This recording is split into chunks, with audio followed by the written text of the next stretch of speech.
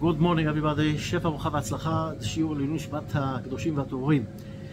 We are approaching Shabbat Hagadol and we are talking about parashat Metzora. Again, talking about Metzora, about Tzarat, leprosy, what it's all about. And we all know what it's all about. It's about talking Lashon Hara, especially, and also pride. There is a story in the Gemara that tells about a Rav,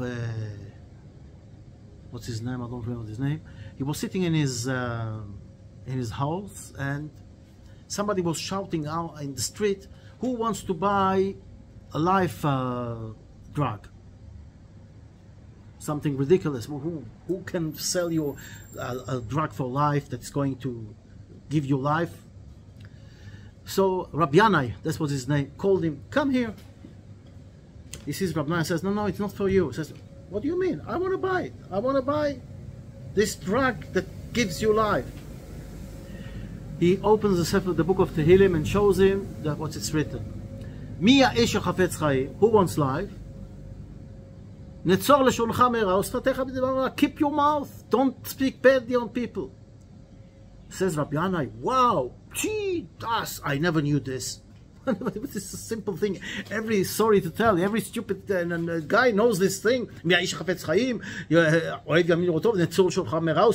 something that is well known.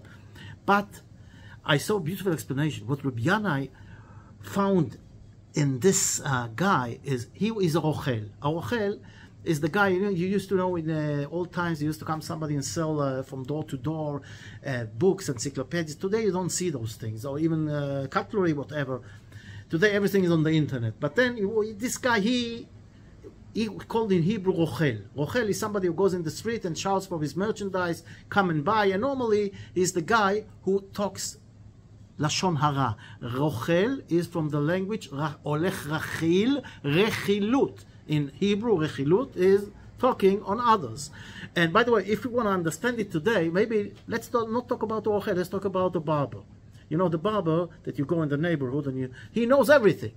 And you know, half an hour you sit there or you're waiting for the barber, and the meanwhile he's telling you about this guy and this woman and what this guy did, and you hear the whole thing of everybody. And of course he also digs out from you a few things, then he tells it to others.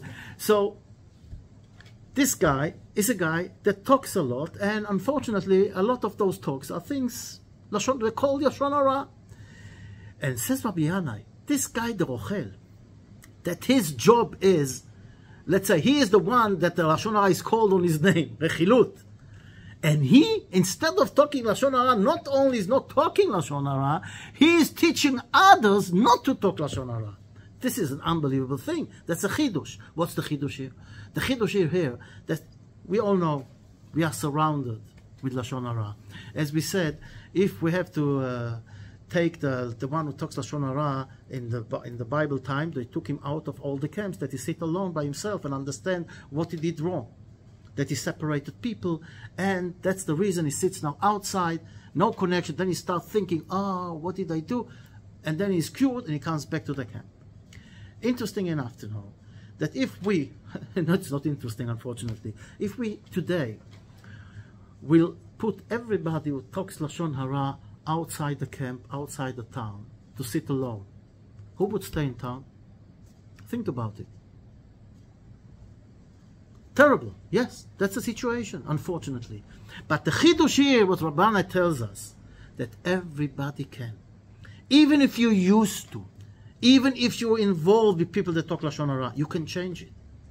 They say about the Chafetz Chaim, he wrote books about Lashon Hara. He was let's say, the guy who was talking about Lashon Hara, how terrible it is. So people think maybe he didn't talk, didn't say anything. In our parsha we see that the sacrifice for the Metzora is 2 live birds. Shnei tziporim chayot. Live bird. Why? Is he going to bring dead birds? This is ridiculous. Of course it's going to be live bird. They're going to be live bird. Well, you have to bring a live cow for a sacrifice, for chatat. Of course. Well, dead? That is straight. You cannot sacrifice something that's dead. So what is the Torah telling us? Chai. What is life? And one bird you sacrifice, and the other bird you send away on the field. Why did you bring 2 birds when you're sending one away? What for? Bring 1 bird, sacrifice, and that's it. But the Torah wants to tell you, what's the bird? The birds, they talk a lot.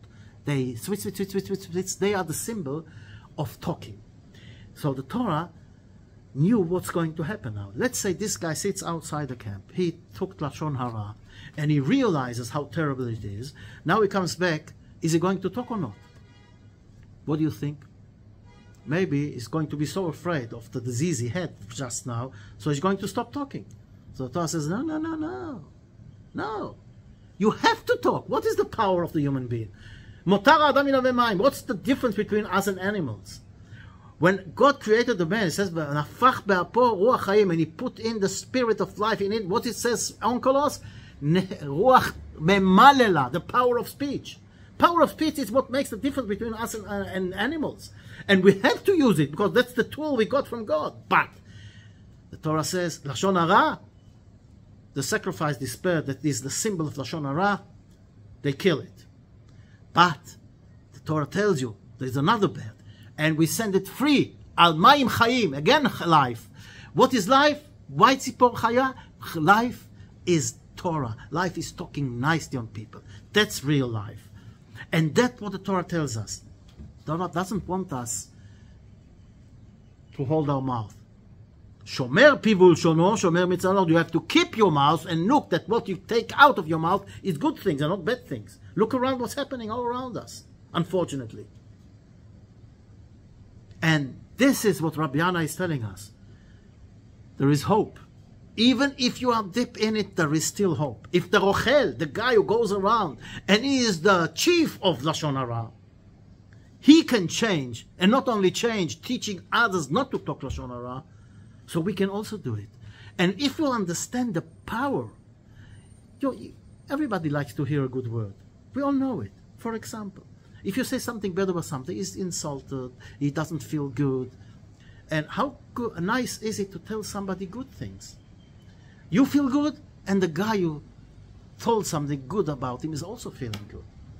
And if we look and see in each other only the good, we will come together. And we will see and understand the bright side of life.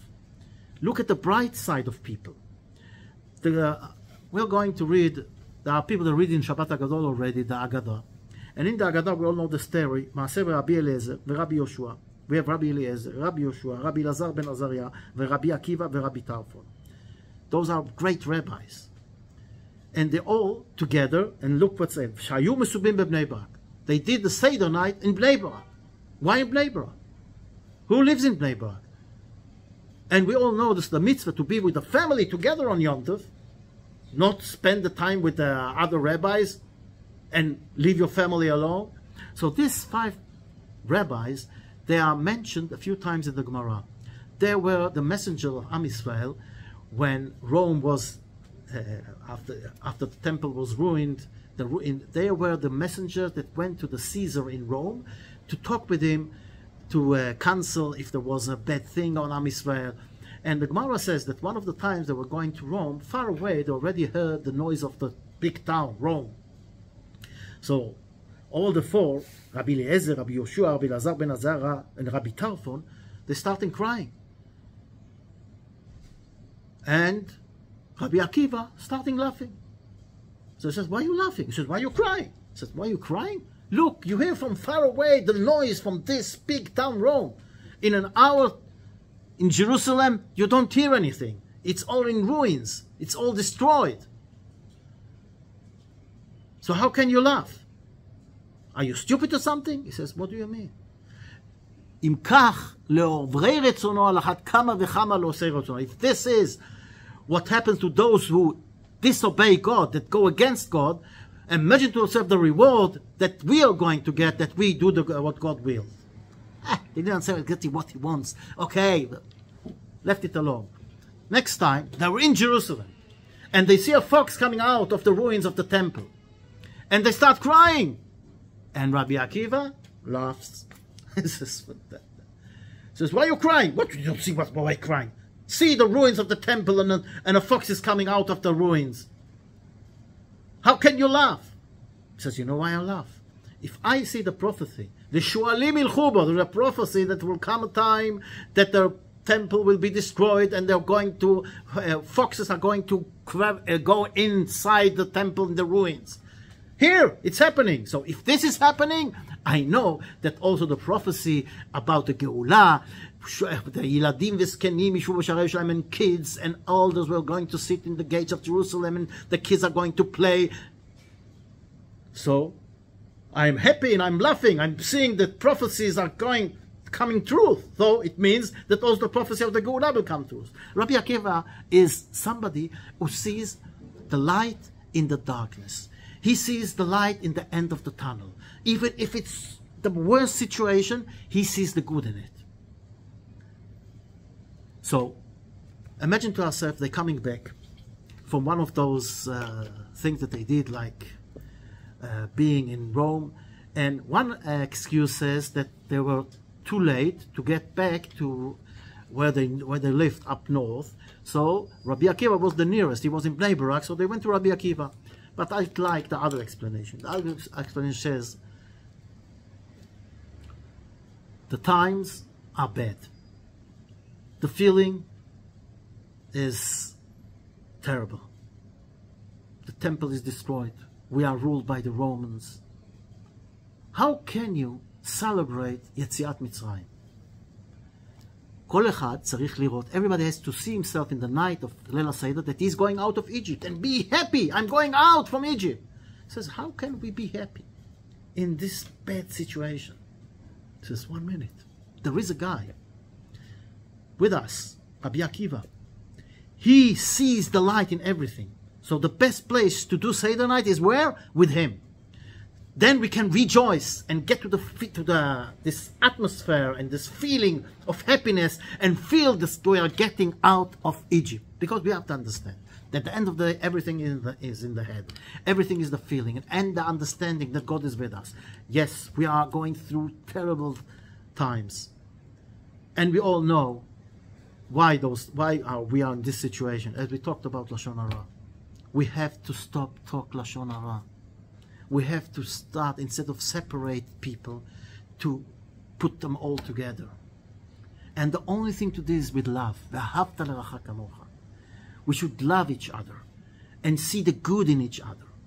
And even if the situation is bad, to understand and believe that God, He looks on us and He is going to help us. Like we saw this miracle happening 2 nights ago. Unbelievable. Hundreds of missiles on Israel. And God is there. He's looking. So let's do our share. And how do we do this? Let's look at the bright side. Let's see this story with Rabbi Akiva and the others. That even in the worst time, you can always see the light if you really believe that God is with us and God is helping us. And even in the worst situation, God, and we see what's happening now. Miracles after miracles. For the other side, God is trying to teach us a lesson. We had the corona. What did we learn the lesson? What was the corona? More than leprosy. You were insulated. You had to sit by yourself. Grandparents didn't see their grandchildren. Parents didn't see the children sometimes. And when you walked out, you had to wear a mask covering your mouth and your nose. Why your mouth? Don't talk Lashon Hara. Keep your mouth. And the nose, don't put your nose where you don't have to put it. Did we learn the lesson? Unfortunately not. So, we see what's happening. So let's learn the lesson. Let's understand that what God wants is for us to be together. And if we will fight this plague of Lashon Hara, talk good. Each one in his own environment. Each one's got a share in this big project which is fixing the world. Each one of us has got a share in this project. It's like a puzzle with all those small parts. Each one of us is a part of this puzzle. And if each one of us will understand that only if each one of us is going to do his share in the puzzle together, we will have the puzzle. And Bezrat Hashem, when each one of us will try and spread good around us and see the good in others. Bezrat Hashem, Nisan nigalu, in Nisan we were saved, and בניסן עתידים להיגאל. בעזרת השם, במהרה בימינו. All the best.